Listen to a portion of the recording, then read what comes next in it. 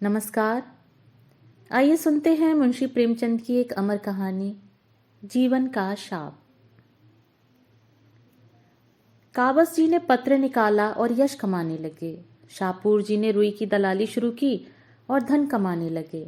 कमाई दोनों ही कर रहे थे, पर शाहपुर जी प्रसन्न थे, काबस जी विरक्त। शाहपुर जी को धन के साथ सम्मान और यश आप ही आप मिलता था। काबस जी को यश के साथ धन दूरबीन से देखने पर भी दिखाई न देता था। इसलिए शाहपुर जी के जीवन में शांति थी, सहृदयता थी, आशीर्वाद था, क्रीड़ा थी। काबस जी के जीवन में अशांति थी, कटुता थी, निराशा थी, उदासीनता थी। धन को तुच्छ समझने की बहुत चेष्टा करते थे, लेकिन प्रत्यक्ष को कैसे झुठला देते। शाहपुर जी के घर में विराजने वाले सौजन्य और शांति के सामने उन्हें अपने घर के कलह और फूहड़पन से घृणा होती थी। मृदुभाषिणी मिसेज शाहपुर के सामने उन्हें अपनी गुलशन बानु संकीर्णता और ईर्ष्या का अवतार सी लगती थी। शाहपुर जी घर में आते तो शीरीबाई मृदु हाथ से उनका स्वागत करती। वह खुद दिन भर के थके मांदे घर आते तो गुलशन अपना दुखड़ा सुनाने बैठ जाती और उनको खूब फटकारें लगाती। बताती, तुम भी अपने को आदमी कहते हो? मैं तो तुम्हें बैल समझती हूँ, बैल। बैल बड़ा मेहनती है, गरीब है, संतोषी है माना, लेकिन उसे विवाह करने का क्या हक था? काबस जी से 1,00,000 बार यह प्रश्न किया जा चुका था कि जब तुम्हें समाचार पत्र निकालकर अपना जीवन बर्बाद करना था तो तुमने विवाह क्यों किया? क्यों मेरी जिंदगी तबाह कर दी? जब तुम्हारे घर में रोटियां न थीं तो मुझे क्यों लाए? इस प्रश्न का जवाब देने की काबस जी में शक्ति न थी। उन्हें कुछ सूझता ही न था। वह सचमुच अपनी गलती पर पछताते थे। एक बार बहुत तंग आकर उन्होंने कहा था, अच्छा भाई, अब जो होना था हो चुका, लेकिन मैं तुम्हें बांधे तो नहीं हूं। तुम्हें जो पुरुष ज्यादा सुखी रख सके उसके साथ जाकर रहो। अब मैं क्या कहूं? आमदनी नहीं बढ़ती तो मैं क्या करूं? क्या चाहती हो, जान दे दूं? इस पर गुलशन ने उनके दोनों कान पकड़कर जोर से ऐंठे और गालों पर 2 तमाचे लगाए और पैनी आंखों से काटती हुई बोली, अच्छा आप चौंच संभालो, नहीं तो अच्छा ना होगा। ऐसी बातें मुंह से निकालते तुम्हें लाज नहीं आती? हयादार होते तो चुल्लू पर पानी में डूब मरते। उस दूसरे पुरुष के महल में आग लगा दूंगी, उसका मुंह झुलस दूंगी। तब से बेचारे काबस जी के पास इस प्रश्न को कोई जवाब न रहा।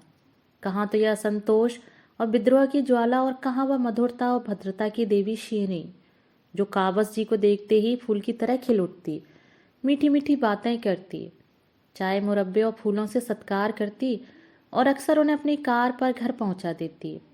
काबस जी ने कभी मन में भी इसे स्वीकार करने का साहस नहीं किया, मगर उनके हृदय में यह लालसा छिपी हुई थी कि गुलशन की जगह शीरी होती तो उनका जीवन कितना गुलजार होता। कभी कभी गुलशन की कटुक्तियों से वह इतने दुखी हो जाते कि यमराज का आवाहन करते। घर उनके लिए कैद खाने से कम जानलेवा न था और उन्हें जब अवसर मिलता सीधे शीरी के घर जाकर अपने दिल की जलन बुझा जाते। एक दिन काबस जी सवेरे गुलशन से झल्लाकर शाहपुर जी के टेरेस में पहुंचे तो देखा शीरी बानू की आंखें लाल हैं और चेहरा भवराया हुआ है, जैसे रो कर उठी हो। काबस जी ने चिंतित होकर पूछा, आपका जी कैसा है? बुखार तो नहीं आ गया? शीरी ने दर्द भरी आंखों से देखकर रोनी आवाज में कहा, नहीं, बुखार तो नहीं है, कम से कम देह का बुखार तो नहीं है। काबस जी इस पहेली का कुछ मतलब न समझे। शीरी ने एक क्षण मौन रहकर फिर कहा, आपको मैं अपना मित्र समझती हूँ मिस्टर काबस जी, आपसे क्या छिपाऊं। मैं इस जीवन से तंग आ गई हूँ। मैंने अब तक हृदय की आग हृदय में रखी, लेकिन ऐसा मालूम होता है कि अब उसे बाहर न निकालूं तो मेरी हड्डियां तक जल जाएंगी। इस वक्त 8 बजे हैं, लेकिन मेरे रंगीली पिया का कहीं पता नहीं। रात को खाना खाकर वह एक मित्र से मिलने का बहाना करके घर से निकले थे और अभी तक लौट कर नहीं आए। यह आज की कोई नई बात नहीं है। इधर कई महीने से यह उनकी रोज की आदत है। मैंने आज तक आपसे कभी अपना दर्द नहीं कहा, मगर उस समय भी जब मैं हंस हंसकर आपसे बातें करती थी मेरी आत्मा रोती रहती थी। काबस जी ने निष्कपट भाव से कहा, तुमने पूछा नहीं कहाँ रह जाते हो? पूछने से क्या लोग अपने दिल की बातें बता दिया करते हैं? तुमसे तो उन्हें कोई भेद न रखना चाहिए था। घर में जी न लगे तो आदमी क्या करे? मुझे तो यह सुनकर आश्चर्य हो रहा है। तुम जैसी देवी जिस घर में हो वह स्वर्ग है। शाहपुर जी को तो अपना भाग्य सराहना चाहिए। आपका यह भाव तभी तक है जब तक आपके पास धन नहीं है। आज तुम्हें कहीं से 2-4 लाख रुपए मिल जाएं तो तुम यों न रहोगे और तुम्हारे ये भाव बदल जाएंगे। यही धन का सबसे बड़ा अभिशाप है। ऊपरी सुख शांति के नीचे कितनी आग है यह तो उसी वक्त खुलता है जब ज्वालामुखी फट पड़ता है। वह समझते हैं धन से घर भरकर उन्होंने मेरे लिए सब कुछ कर दिया जो उनका कर्तव्य था। अब मुझे असंतुष्ट होने का कोई कारण नहीं। यह नहीं जानते कि ऐश के ये सामान उस तहखाने में गड़े हुए पदार्थों की तरह हैं जो मृत्युआत्मा के भोग के लिए रखे जाते हैं। काबस जी आज एक नई बात सुन रहे थे। उन्हें अब तक जीवन का जो अनुभव हुआ था वह यह था कि स्त्री अंतःकरण से विलासिनी होती है। उस पर लाख प्राण बारो, उसके लिए मर ही क्यों न मिटो, लेकिन व्यर्थ। वह केवल खरहरा नहीं चाहती, उससे कहीं ज्यादा दाना और घास चाहती है। लेकिन एक यह देवी है जो विलास की चीजों को तुच्छ समझती है और केवल मीठे स्नेह और सहवास से ही प्रसन्न रहना चाहती है। उनके मन में गुदगुदी सी उठी। मिसेस शाहपुर ने फिर कहा, उनका यह व्यापार मेरी बर्दाश्त के बाहर हो गया है मिस्टर काबस जी। मेरे मन में विद्रोह की ज्वाला उठ रही है और मैं धर्म, शास्त्र और मर्यादा इन सभी का आश्रय लेकर भी त्राण नहीं पाती। मन को समझाती हूँ क्या संसार में लाखों विधवाएं नहीं पड़ी हुई हैं, लेकिन किसी तरह चित्त नहीं शांत होता। मुझे विश्वास आता जाता है कि वह मुझे मैदान में आने के लिए चुनौती दे रहे हैं। मैंने अब तक उनकी चुनौती नहीं ली है, लेकिन अब पानी सिर के ऊपर चढ़ गया है और मैं किसी तिनके का सहारा ढूंढे बिना नहीं रह सकती। वह जो चाहते हैं वह हो जाएगा। आप उनके मित्र हैं, आपसे बन पड़े तो उनको समझाइए। मैं इस मर्यादा की बेड़ी को अब और न पहन सकूंगी। मिस्टर काबस जी मन में भावी सुख का एक स्वर्ग निर्माण कर रहे थे। बोले, हाँ हाँ, मैं अवश्य समझाऊंगा, यह तो मेरा धर्म है। लेकिन मुझे आशा नहीं कि मेरे समझाने का उन पर कोई असर हो। मैं तो दरिद्र हूँ, मेरे समझाने का उनकी दृष्टि में मूल्य ही क्या है। यों वह मेरे ऊपर बड़ी कृपा रखते हैं, बस उनकी यही आदत मुझे पसंद नहीं। तुमने इतने दिनों बर्दाश्त किया, यही आश्चर्य है। कोई दूसरी औरत तो एक दिन न सहती। थोड़ी बहुत तो यह आदत सभी पुरुषों में होती है, लेकिन ऐसे पुरुषों की स्त्रियां भी वैसी ही होती हैं, कर्म से न सही मन से ही सही। मैंने तो सदैव इनको अपना इष्टदेव समझा, किंतु जब पुरुष इसका अर्थ ही न समझे तो क्या हो। मुझे भय है वह मन में कुछ और न सोच रहे हों। और क्या सोच सकते हैं, आप अनुमान कर सकती हैं। अच्छा, वह बात। मगर मेरा अपराध। शेर और मेमने वाली कथा आपने नहीं सुनी। मिसेस शाहपुर एकाएक चुप हो गईं। सामने से शाहपुर जी की कार आती दिखाई दी। उन्होंने काबस जी को ताकीद और विनय भरी आंखों से देखा और दूसरे द्वार के कमरे से निकलकर अंदर चली गईं। मिस्टर शाहपुर लाल आंखें किए कार से उतरे और मुस्कुराकर काबस जी से हाथ मिलाया। स्त्री की आंखें भी लाल थीं, पति की आंखें भी लाल, एक रुदन से, दूसरी रात की खुमारी से। शाहपुर जी ने हैट उतारकर खूंटी पर लटकाते हुए कहा, क्षमा कीजिएगा, मैं रात को एक मित्र के घर सो गया था। दावत थी, खाने में देर हुई तो मैंने सोचा आप कौन घर जाए। काबस जी ने व्यंग मुस्कान के साथ कहा, किसके यहाँ दावत थी? मेरे रिपोर्टर ने तो कोई खबर नहीं दी। जरा मुझे नोट करा दीजिए। उन्होंने जेब से नोटबुक निकाली। शाहपुर जी ने सतर्क होकर कहा, ऐसी कोई बड़ी दावत नहीं थी, 2-4 मित्रों का प्रतिभोज था। फिर भी समाचार तो जानना चाहिए। जिस प्रीति भोज में आप जैसे प्रतिष्ठित लोग शरीक हों वह साधारण बात नहीं हो सकती। क्या नाम है मेजबान साहब का? आप चौंकेंगी तो नहीं?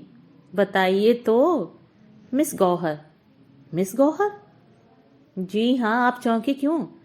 क्या आप इसे तस्लीम नहीं करते कि दिन भर पए आने से पाई से सिर मारने के बाद मुझे कुछ मनोरंजन का भी अधिकार है? नहीं तो जीवन भार हो जाए। मैं इसे नहीं मानता। क्यों? इसलिए कि मैं इस मनोरंजन को अपनी ब्याहता स्त्री के प्रति अन्याय समझता हूँ। शाहपुर जी नकली हंसी हंसे। यही दकियानूसी बात आपको मालूम होना चाहिए। आज का समय ऐसा कोई बंधन स्वीकार नहीं करता, और मेरा ख्याल है कि कम से कम इस विषय में आज का समाज एक पीढ़ी पहले के समाज से कहीं परिष्कृत है। अब देवियों का यह अधिकार स्वीकार किया जाने लगा है, यानी देवियां पुरुषों पर हुकूमत कर सकती हैं। उसी तरह जैसे पुरुष देवियों पर हुकूमत कर सकते हैं। मैं इसे नहीं मानता। पुरुष स्त्री का मोहताज नहीं है, स्त्री पुरुष की मोहताज है। आपका आशय यही तो है कि स्त्री अपने भरण पोषण के लिए पुरुष पर अवलंबित है। अगर आप इन शब्दों में कहना चाहते हैं तो मुझे कोई आपत्ति नहीं, मगर अधिकार की बागडोर जैसी राजनीति में वैसी समाज नीति में धनबल के हाथ रही है और रहेगी। अगर दैव योग से धनोपार्जन का काम स्त्री कर रही हो तो पुरुष को कोई काम न मिलने के कारण घर बैठा हो तो स्त्री को अधिकार है कि अपना मनोरंजन जिस तरह चाहे करे। मैं स्त्री को अधिकार नहीं दे सकता, यह आपका अन्याय है। बिल्कुल नहीं। स्त्री पर प्रकृति ने ऐसे बंधन लगा दिए हैं कि वह जितना भी चाहे पुरुष की भांति स्वच्छंद नहीं रह सकती और न पशुबल में पुरुष का मुकाबला ही कर सकती है। हाँ, गृहिणी का पद त्याग कर या अप्राकृतिक जीवन का आश्रय लेकर वह सब कुछ कर सकती है। आप लोग उसे मजबूर कर रहे हैं कि अप्राकृतिक जीवन का आश्रय ले। मैं ऐसे जीवन की कल्पना ही नहीं कर सकता जब पुरुषों का आधिपत्य स्वीकार करने वाला औरतों का काल पड़ जाए। कानून और सभ्यता में नहीं जानता। पुरुषों ने स्त्रियों पर हमेशा राज किया है और करेंगे। सहसा काबस जी ने पहलू बदला। इतनी थोड़ी सी देर में ही वह अच्छे खासे कूटनीति चतुर हो गए थे। शाहपुर जी को प्रशंसा सूचक आंखों से देखकर बोले, तो हम और आप दोनों एक विचार के हैं। मैं आपकी परीक्षा ले रहा था। मैं भी स्त्री को गृहिणी, माता और स्वामिनी सब कुछ मानने को तैयार हूं, पर उसे स्वच्छंद नहीं देख सकता। अगर कोई स्त्री स्वच्छंद होना चाहती है तो उसके लिए मेरे घर में स्थान नहीं है। अभी मिसेस शाहपुर की बातें सुनकर मैं दंग रह गया। मुझे इसकी कल्पना भी न थी कि कोई नारी मन में इतने विद्रोहात्मक भावों को स्थान दे सकती है। मिस्टर शाहपुर की गर्दन की नसें तन गईं, नथुने फूल गए। कुर्सी से उठकर बोले, अच्छा, तो अब शीरी ने यह ढंग निकाला। मैं अभी उससे पूछता हूँ, आपके सामने पूछता हूँ, अभी फैसला कर डालूंगा। मुझे उसकी परवाह नहीं है, किसी की परवाह नहीं है। बेवफा औरत, जिसके हृदय में जरा भी संवेदना नहीं, जो मेरे जीवन में जरा सा आनंद भी नहीं सह सकती, मैं उसके अंचल में बंद बंद घूमूं। शाहपुर से यह आशा रखती है। अभागिनी भूल जाती है कि आज मैं आंखों का इशारा कर दूं तो 101 शीरियां मेरी उपासना करने लगे। जी हाँ, मेरे इशारों पर नाचें। मैंने इसके लिए जो कुछ किया बहुत कम पुरुष किसी स्त्री के लिए करते हैं। मैंने उन्हें ख्याल आ गया कि वह जरूरत से ज्यादा बहके जा रहे हैं। शीरी की प्रेममय सेवाएं याद आईं। रुक कर बोले, लेकिन मेरा ख्याल है कि वह अब भी समझ से काम ले सकती है। मैं उसका दिल नहीं दुखाना चाहता। मैं यह भी जानता हूं कि वह ज्यादा से ज्यादा जो कर सकती है वह शिकायत है। इसके आगे बढ़ने की हिमाकत वह नहीं कर सकती। औरतों को मना लेना बहुत मुश्किल नहीं है, कम से कम मुझे तो यही तजर्बा है। काबस जी ने खंडन किया, मेरा तजर्बा कुछ और है। हो सकता है, मगर आपके पास खाली बातें हैं, मेरे पास लक्ष्मी का आशीर्वाद है। जब मन में विद्रोह के भाव जम गए तो लक्ष्मी के टाले भी नहीं टल सकते। शाहपुर जी ने विचारपूर्ण भाव से कहा, शायद आपका विचार ठीक है। कई दिन के बाद काबस जी की शीरी से पार्क में मुलाकात हुई। वह इसी अवसर की खोज में थे। उनका स्वर्ग तैयार हो चुका था, केवल उसमें शीरी को प्रतिष्ठित करने की कसर थी। उस शुभ दिन की कल्पना में वह पागल से हो रहे थे। गुलशन को उन्होंने उसके मैके भेज दिया था।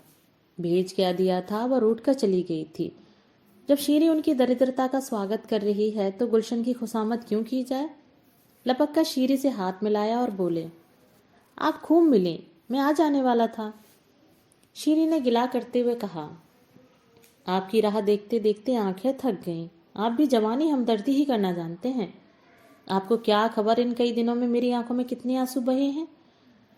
काबस जी ने शीरी बानू की उत्कंठापूर्ण मुद्रा देखी, जो बहुमूल्य रेशमी साड़ी की आप से और भी दमक उठी थी, और उनका हृदय अंदर से बैठता हुआ जान पड़ा।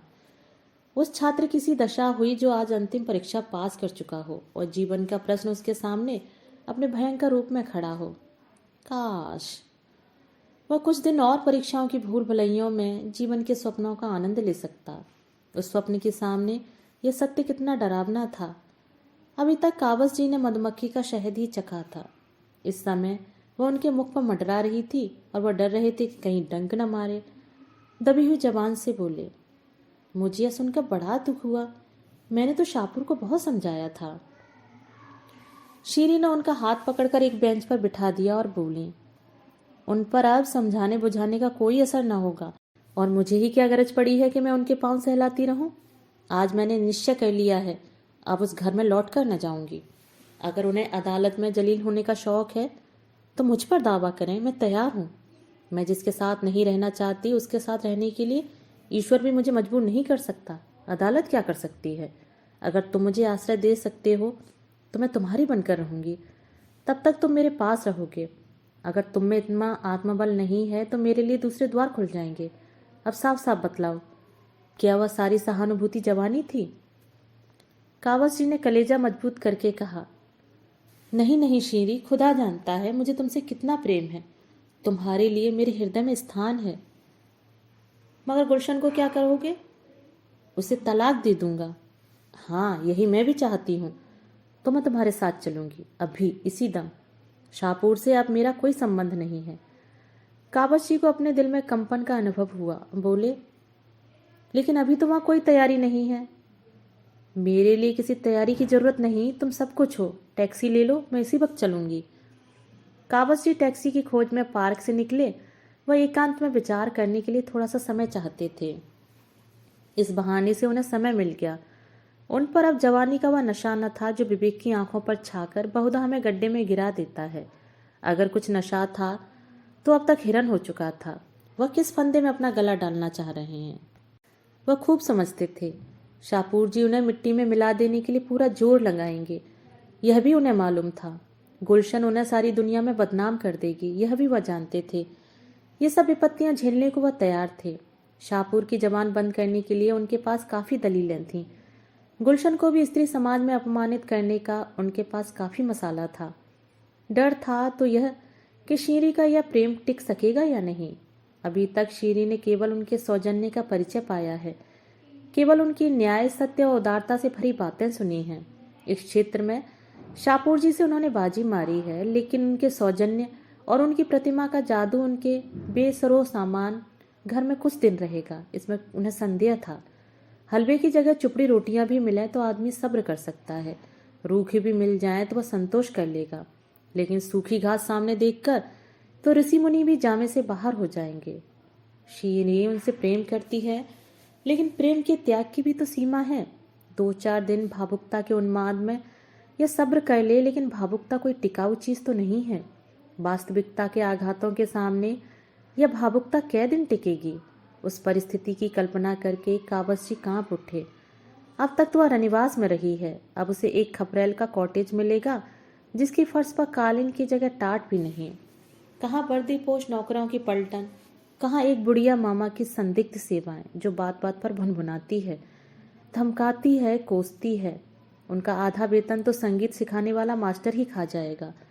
और शाहपुर जी ने कहीं ज्यादा कमीनापन से काम लिया तो उनको बदमाशों से पिटवा भी सकते हैं। पिटने से वह नहीं डरते, यह तो उनकी फतेह होगी।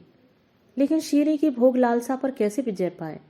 बुढ़िया मामा जब मुंह लटकाए आकर उसके सामने रोटियां और सालन परोस देगी, तब शीरी के मुख पर कैसी विदग्ध विरक्ति छा जाएगी। कहीं वह खड़ी होकर उनको और अपनी किस्मत को कोसने न लगे। नहीं, अभाव की पूर्ति सौजन्य से नहीं हो सकती। शीरी का वह रूप कितना विकराल होगा। सहसा एक कार सामने से आती दिखाई दी। काबस जी ने देखा शाहपुर जी बैठे हुए थे। उन्होंने हाथ उठाकर कार को रुकवा लिया और पीछे दौड़ते हुए जाकर शाहपुर जी से बोले, आप कहाँ जा रहे हैं? यूं ही जरा घूमने निकला था। शीरू बानू पार्क में है, उन्हें भी लेते जाइए। वह तो मुझसे लड़कर आई है कि अब इस घर में कभी कदम न रखूंगी। और आप सैर करने जा रहे हैं? तो क्या आप चाहते हैं बैठकर रोऊं? वह तो बहुत रो रही हैं। सच? हाँ, बहुत रो रही हैं। तो शायद उसकी बुद्धि जाग रही है। तुम इस समय उन्हें मना लो तो वह हर्ष से तुम्हारे साथ चली जाए। मैं परीक्षा करना चाहता हूं कि वह बिना मनाए आती है कि नहीं। मैं बड़े असमंजस में पड़ा हुआ हूं, मुझ पर दया करो, तुम्हारे पैरों पड़ता हूं। जीवन में जो थोड़ा सा आनंद है उसे मनावन के नाट्य में नहीं छोड़ना चाहता। कार चल पड़ी और काबस जी कर्तव्य भ्रष्ट से वहीं खड़े रह गए।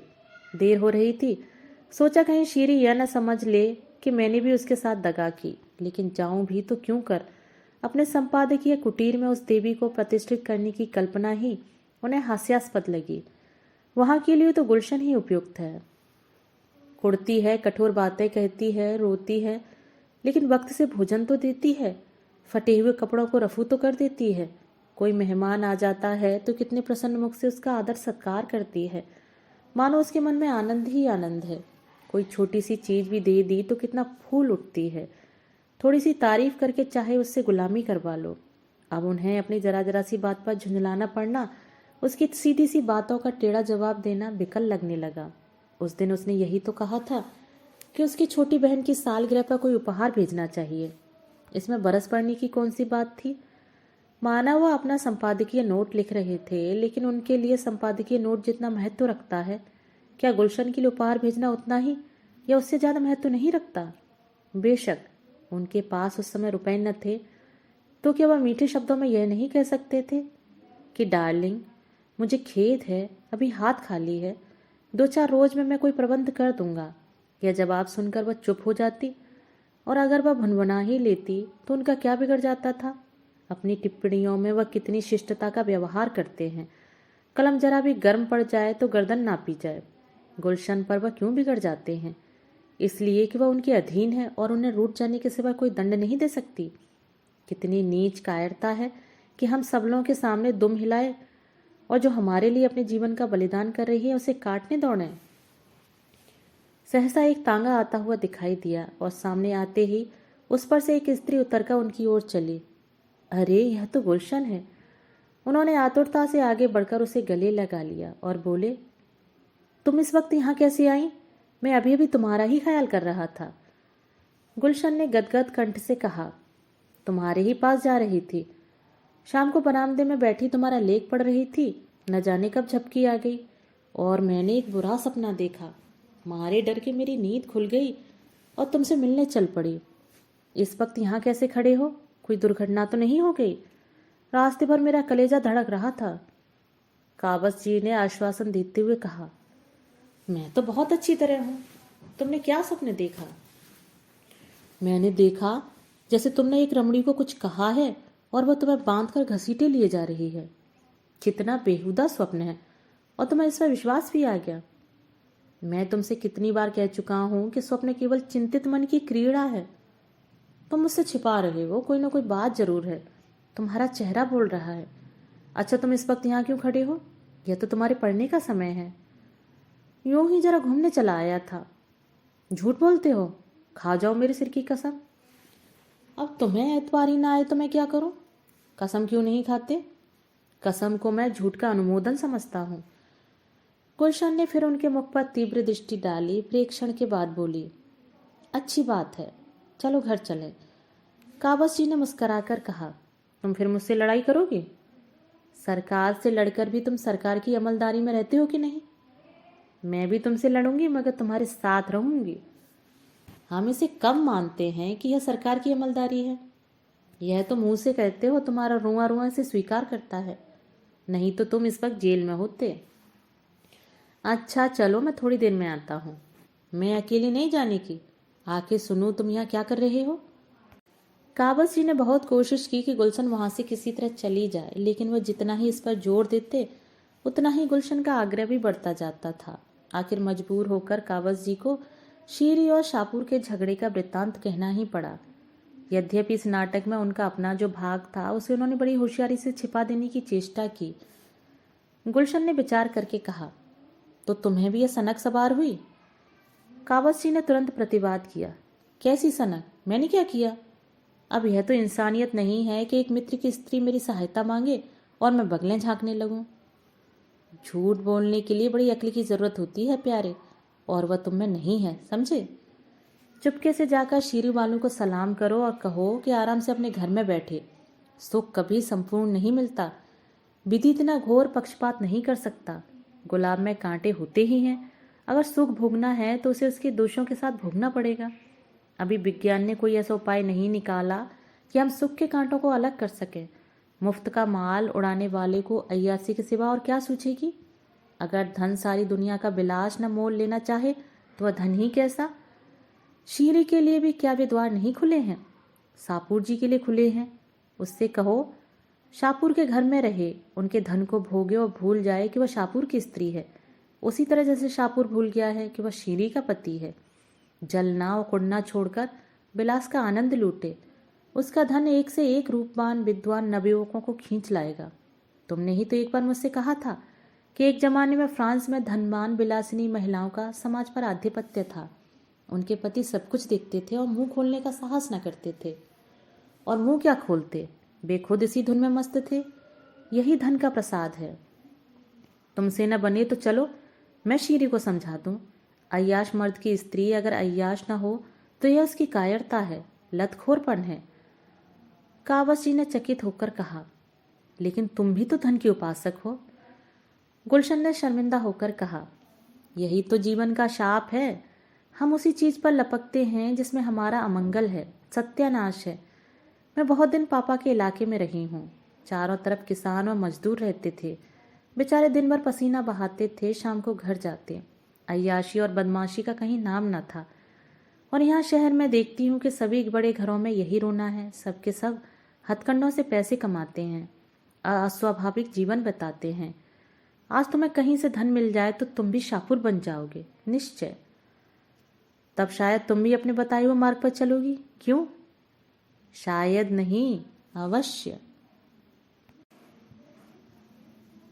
दोस्तों, अभी आप सुन रहे थे मुंशी प्रेमचंद द्वारा लिखी हुई कहानी जीवन का शाप।